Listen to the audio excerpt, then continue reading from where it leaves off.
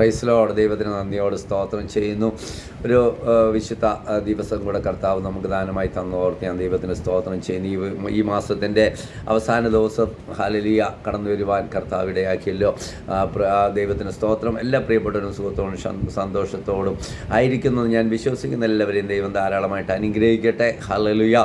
ഒരു പുതിയ മാസം നാളെ ഹല്ലേലൂയ തുടങ്ങുകയാണല്ലോ. ദൈവത്തിന് സ്തോത്രം. ഈ വർഷത്തിൻ്റെ 2 മാസം നമ്മളെ വിട്ട് കടന്നുപോയി. ദുരിതങ്ങളും പ്രയാസങ്ങളും കഷ്ടങ്ങളും വേദനകളും ഒക്കെ ജീവിതത്തിന് നേരെ കടന്നു വന്നു. കർത്താവ് നമ്മളെ സംരക്ഷിച്ച് കരുതിയ ദൈവത്തിൻ്റെ വിശ്വസ്തയ്ക്കായിട്ട് ഞാൻ ദൈവത്തിന് സ്തോത്രം ചെയ്യുന്നു. ഇന്നത്തെ ചിന്തയ്ക്കായിട്ടൊരു വാക്യം വായിപ്പാൻ ഞാൻ ആഗ്രഹിക്കുന്നു. ദൈവത്തിന് സ്തോത്രം. സങ്കീർത്തനം 51 സങ്കീർത്തനം അതിൻ്റെ ദൈവത്തിന് സ്തോത്രം 17 വാക്യം വായിക്കുമ്പോൾ ഇങ്ങനെ കാണുന്നു. ദൈവത്തിന് സ്തോത്രം. ദൈവത്തിൻ്റെ ഖനനയാഗങ്ങൾ തകർന്നിരിക്കുന്ന മനസ്സും തകർന്നു നുറുങ്ങിയിരിക്കുന്ന ഹൃദയത്തെ ദൈവം നിരസിക്കുകയില്ല. ദൈവത്തിന് സ്തോത്രം. സങ്കീർത്തനക്കാരനായ ദാവീദിൻ്റെ ഒരു സങ്കീർത്തനം ഇത് നമുക്കറിയാം. പശ്ചാത്തലം നാഥാൻ പ്രവാചകൻ ദാവീദിൻ്റെ അടുക്കൽ വന്നിട്ട് ഹല്ലേലൂയ തൻ്റെ തെറ്റുകളെ ചൂണ്ടിക്കാണിച്ചുകൊണ്ട് പറയുമ്പോൾ ഹല്ലേലൂയ ദാവീദ് എഴുതിയ ഒരു സങ്കീർത്തനമായി ഇത് ഇങ്ങനെയാണ് അവിടെ കാണുന്നത്. ദൈവത്തിന് സ്തോത്രം. ദൈവത്തിൻ്റെ ഖനനയാഗങ്ങൾ തകർന്നു ഇരിക്കുന്ന മനസ്സ് തകർന്നും നുറുങ്ങിയിരിക്കുന്ന ഹൃദയത്തെ ദൈവമേ നിരസിക്കത്തില്ല. ദൈവത്തിന് സ്തോത്രം. എന്താ തകർന്നിരിക്കുന്ന വേദനയോടായിരിക്കുന്ന ഹൃദയത്തെ നിരസിക്കാത്ത ഒരു നല്ല കർത്താവിനെയാണ് നമ്മൾ ആരാധിക്കുന്നത്. എന്താ യാഗമെന്ന് ഇവിടെ വളരെ വ്യക്തമായിട്ട് പറഞ്ഞിരിക്കുന്നു. ദൈവത്തിൻ്റെ ഖനനയാഗം. എന്താ തകർന്നിരിക്കുന്ന മനസ്സ്. ഹല്ലേലൂയ. തകർന്നിരിക്കുന്ന മനസ്സ്, തകർച്ചയുടെ അവസ്ഥയിലായിരിക്കുന്ന പ്രിയപ്പെട്ടവരോട് ഇന്ന് രാവിലെ ഹല്ലേലൂയ എന്നെ കേട്ടുകൊണ്ടിരിക്കുന്ന പ്രിയപ്പെട്ടവരോട് എനിക്ക് പറയുവാനുള്ളത്, തകർന്നിരിക്കുന്ന മനസ്സാണോ, വേദനയോടെ ആയിരിക്കുന്ന മനസ്സോടെ ആയിരിക്കുന്നവരാണോ? എന്നാൽ വചനം എന്തു പറയുന്നു? തകർന്ന് നുറുങ്ങിയിരിക്കുന്ന ഹൃദയത്തെ ദൈവം നിരസിക്കത്തില്ല.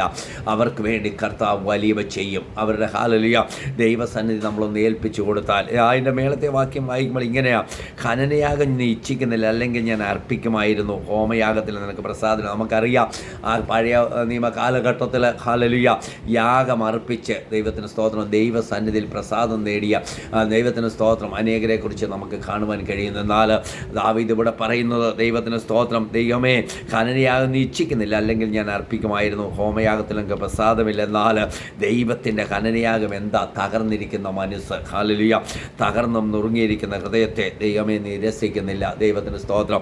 തകർന്നും നുറുങ്ങിയിരിക്കുന്ന ഹൃദയത്തെ നിരസിക്കാത്ത നല്ലൊരു കർത്താവിനെയാണ് പ്രിയമുള്ളവരെ നമ്മൾ ആരാധിക്കുന്നത്. ആ കർത്താവിൻ്റെ സന്നിധിയിൽ ഇന്ന് രാവിലെ ഹല്ലേലൂയ എന്നെ കേട്ടുകൊണ്ടിരിക്കുന്ന പ്രിയപ്പെട്ടവരെ ഇന്ന് രാവിലെ എനിക്ക് നിങ്ങളോട് പറയുവാനുള്ളത്, തകർന്ന മനസ്സോട് വേദനയോട് ഭാരത്തോട് ആരെങ്കിലും ആയിരിക്കുന്നുവെങ്കിൽ, എന്നെ കേട്ടുകൊണ്ടിരിക്കുന്നുവെങ്കിൽ വചനത്തിന് മുമ്പാകെ ഒന്ന് ഏൽപ്പിച്ചു കൊടുക്കുക.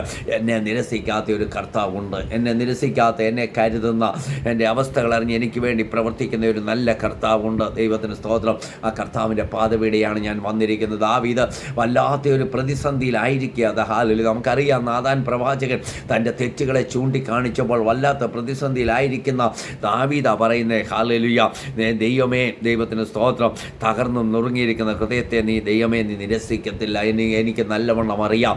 അതുകൊണ്ട് ഞാൻ നിൻ്റെ സന്നിധിയിലേക്ക് കടന്നു വരിക, എൻ്റെ തമ്പുരാൻ്റെ അടുത്തേക്ക് ഞാൻ കടന്നു വരിക എന്ന് വളരെ വ്യക്തമായിട്ട് വളരെ ശക്തമായിട്ട് ദാവീദ് ഇവിടെ പറയുന്നതായിട്ട് നമുക്ക് കാണുവാൻ കഴിയുന്നു. തകർന്നിരിക്കുന്ന ഹൃദയത്തെ, നുറുങ്ങിയിരിക്കുന്ന ഹൃദയത്തെ നിരസിക്കാത്ത നല്ലൊരു കർത്താവ്. കർത്താവിൻ്റെ പാദപീഠയെ കടന്നു വന്ന് അവനെ ആരാധിക്കുവാൻ കഴിയുന്നുവെങ്കിൽ, അവനെ സ്തുതിക്കുവാൻ കഴിയുന്നുവെങ്കിൽ പ്രിയമുള്ളവരെ ജീവിതത്തിൽ വലിയ വിടുതലാ. ദൈവത്തിന് സ്തോത്രം. 40 നമുക്ക് 62 സങ്കീർത്തനം അതിൻ്റെ 8 വാക്യം വായിക്കുമ്പോൾ അവിടെ ഒരു വാക്യം ഇങ്ങനെ കാണുന്നു. ദൈവത്തിന് സ്തോത്രം. എന്താ? ജനമേ എല്ലാ കാലത്തും അവനിൽ ആശ്രയിപ്പിൻ, നിങ്ങളെ ഹൃദയം അവൻ്റെ മുമ്പിൽ പകരുവിൻ. ദൈവം നമുക്ക് സങ്കേതമാണ്. ഇവിടെ പറഞ്ഞിരിക്കുക, എല്ലാ കാലത്തും ആരിൽ ആശ്രയിക്കണം? ദൈവത്തിൽ ആശ്രയിക്കണം. തകർന്നു നുറുങ്ങിയും ഇരിക്കുന്ന ഹൃദയത്തോടെ ആയിരിക്കുന്ന പ്രിയപ്പെട്ടവരെ എനിക്ക് നിങ്ങളോട് പറയുവാനുള്ളത്, നിങ്ങൾ ആരിൽ ആശ്രയിക്കണം? എല്ലാ കാലത്തും ദൈവത്തിൽ ആശ്രയിക്കുക. അവൻ ദൈവത്തിന് സ്തോത്രം. നിങ്ങളുടെ ഹൃദയം കർത്താവിൻ്റെ മുമ്പിൽ പകരുവീൻ. നമ്മുടെ തകർന്ന ഹൃദയം, വേദനയുള്ള ഹൃദയം കർത്താവിൻ്റെ മുമ്പിലൊന്ന് പകർന്നാൽ ഹല്ലേലൂയ ദൈവം നമ്മുടെ സങ്കേതമാണ്. സങ്കേതം ഹല്ലേലൂയ. ദൈവത്തിന് സ്തോത്രം. സങ്കേതത്തെക്കുറിച്ച് ഒരുപാട് കാര്യങ്ങൾ പറയണമെന്നുണ്ടെന്നാൽ പറയാൻ ഞാൻ ആഗ്രഹിക്കുന്നില്ല. ഇവിടെ പറയുക, എല്ലാ കാലത്തും അവനിൽ ആശ്രയിപ്പിൻ.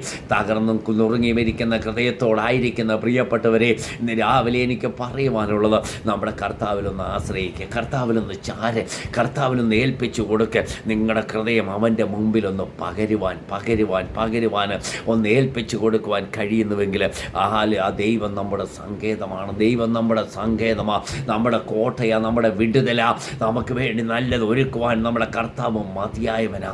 അത്ഭുതകരം നമുക്ക് വേണ്ടി നമ്മുടെ ദൈവം നീട്ടുമെന്ന്. ഹല്ലേലൂയ. വേദനയോട്, ഭാരത്തോട്, കണ്ണുനീരോട്, പ്രയാസത്തോടായിരിക്കുന്ന പ്രിയപ്പെട്ടവരെ, എനിക്ക് നിങ്ങളോട് പറയുവാനുള്ളത്, ഹല്ലേലൂയ, ദൈവസന്നിധിയിലൊന്ന് പകരെ. ഹല്ലേലൂയ, ദൈവസന്നിധിയിൽ ഏൽപ്പിച്ച് കൊടുക്കുക. ഹല്ലേലൂയ, എല്ലാ കാലത്തും അവനിൽ ആശ്രയം.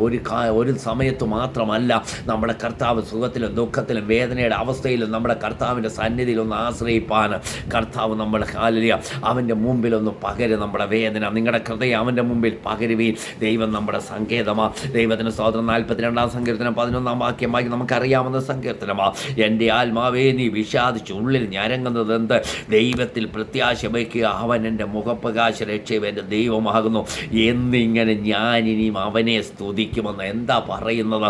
ദൈവത്തിലൊന്ന് ഹല്ലേലൂയ പ്രത്യാശ വയ്ക്കാൻ. ദൈവത്തിന് സ്തോത്രം. ആത്മാവേ നീ വിഷാദിച്ച് ഉള്ളിൽ ഞരങ്ങുന്നതെന്ന്, ഞരങ്ങിക്കൊണ്ടിരിക്കുന്ന പ്രിയപ്പെട്ടവരോട് ഇന്ന് രാവിലെ എനിക്ക് പറയുവാനുള്ളത്, ദൈവത്തിലൊന്ന് പ്രത്യാശ വയ്ക്കുക. ഹല്ലേലൂയ. നമുക്ക് ഹല്ലേലൂയ കടന്നു ചെല്ലുവാൻ കഴിയുന്ന ഒരേ ഒരു സ്ഥലം നമ്മുടെ കർത്താവിൻ്റെ സന്നിധിയാ പ്രിയമുള്ളവരെ.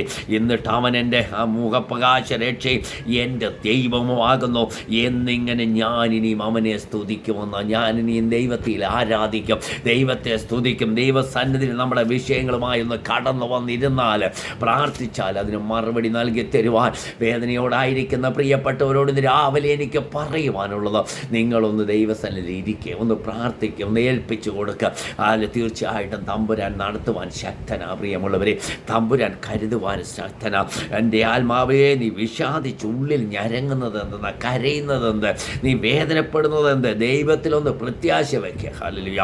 അവൻ എൻ്റെ മുഖപ്രകാശ രക്ഷയും എൻ്റെ ദൈവമാകുന്നു എന്നിങ്ങനെ ഞാനിനിയും അവനെ സ്തുതിക്കും, ഞാൻ അവനെ ആരാധിക്കും, അവൻ്റെ സന്നിധിയിൽ ഞാൻ ആയിരിക്കും, പ്രാർത്ഥിക്കും. എൻ്റെ ദൈവം എനിക്ക് വേണ്ടി വലിയവ ചെയ്യും, അത്ഭുതങ്ങളെ ചെയ്യും, അത്ഭുത വിടുതൽ ഒരുക്കും. ധൈര്യത്തോട് നമുക്ക് പറയുവാൻ കഴിയട്ടെ.